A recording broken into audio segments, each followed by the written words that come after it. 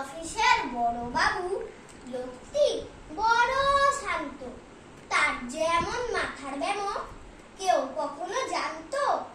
দিব্যি ছিলেন খোশ মেজাজে, চেয়ারখানি চেপে একলা বসে ঝিমঝিমিয়ে হঠাৎ গেলেন খেপে।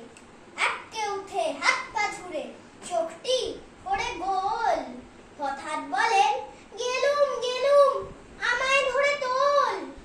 তাই শুনে কেউ বদ্যি ডাকে, কেউ বা হাঁকে পুলিশ, কেউ বা বলে কামড়ে দেবে, সাবধানেতে তুলিস।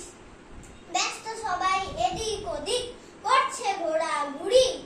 বাবু হাঁকেন, ওরে আমার গোঁফ গিয়েছে চুরি।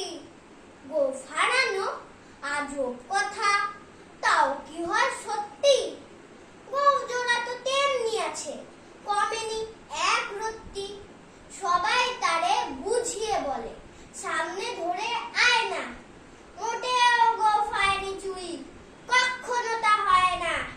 রেগে আগুন, তেলে বেগুন, তেড়ে বলেন তিনি, কারো কথার ধার ধারি নেই, সব বেটাকেই চিনি।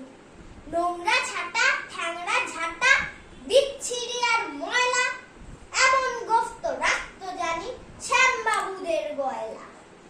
এ গোঁফ যদি আমার বলিস, করবো তোদের জবাই। এই না বলে জরিমানা করলেন তিনি সবাই। ভীষণ রেগে বিষম খেয়ে দিলেন লিখে খাতায়, কাউকে বেশি লাই দিতে নেই, সবাই চড়ে মাথায়। আপিসের এই বাদরগুলো মাথায় খালি গোবর, গোঁফ জোড়া যে কোথায় গেল কেউ রাখে না খবর। ইচ্ছে করে এই বেটাদের